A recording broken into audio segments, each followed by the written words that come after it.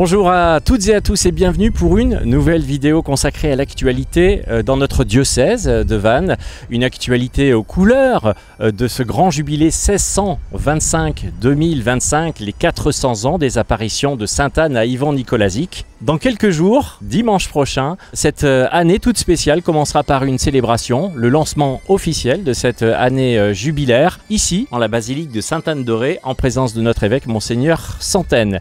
Pour en parler, je me trouve avec Emmanuel Auvray. Bonjour Emmanuel. Bonjour Gérald et bonjour à tous. Et surtout, bienvenue au niveau de cette porte jubilaire qui est la porte d'entrée de ce sanctuaire. Donc une magnifique porte, grande et majestueuse, une réalisation tout en bois sculpté. Nous en reparlerons dans quelques instants, notamment au niveau de sa conception. Avant cela, Emmanuel, si vous êtes d'accord, alors que nous voyons en ce moment même des images à l'écran de l'équipe de coordination et de préparation de l'événement de ce dimanche, eh bien nous redonner le sens et la définition de ce jubilé que nous sommes appelés à vivre ensemble tout au long de cette année 2024-2025. Bien, donc c'est la troisième année, comme tu avais dit. Il s'agit d'entrer dans une démarche spirituelle, une démarche de fête, dans le cadre donc des 400 ans, puisqu'un jubilé c'est un anniversaire.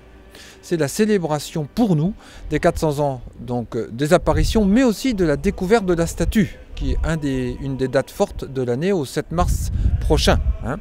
Et comme toute année jubilaire, il y a une démarche jubilaire avec son chemin et qui part de la maison Nicolazic, parcourant plusieurs étapes, dont cette porte qui sera évidemment ouverte dès le 24. Donc le tracé, en fait, il est déjà tout fait. Donc vous l'avez dit, il part de la maison Nicolazic, il poursuit sur la route de Vannes, et puis on arrive ici, donc à la Scala Santa, où nous sommes avant donc d'entrer dans la basilique.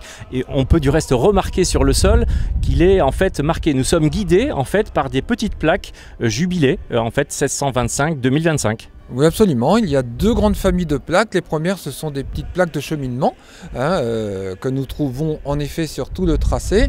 Et à chacune des étapes, il y en a 5, une plaque d'étape. Mais nous recevrons également un flambeau, puisque comme vous pouvez le voir sur cette porte, cette main et le flambeau va guider toute la démarche jubilaire. En fait, j'ai envie de dire, on a mis, selon l'expression, les petits plats dans les grands. On a pris les moyens. C'est vrai que ce jubilé, en fait, il a commencé déjà il y a 3 ans.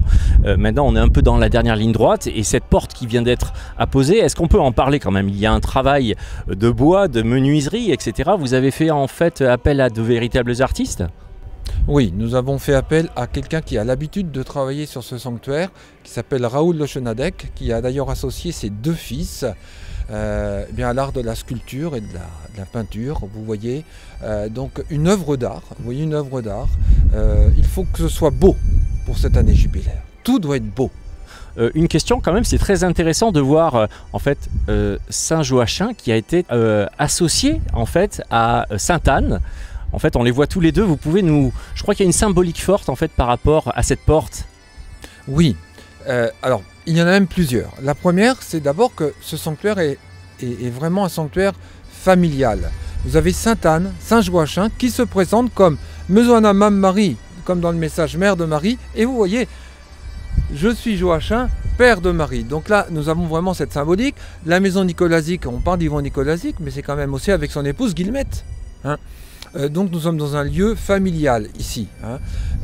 Et ce sont donc les parents de Marie. Et en effet, cela fait référence à la porte dorée à Jérusalem, où Anne et Joachim se sont retrouvés. Ils étaient en souffrance, ils n'arrivaient pas à avoir d'enfants.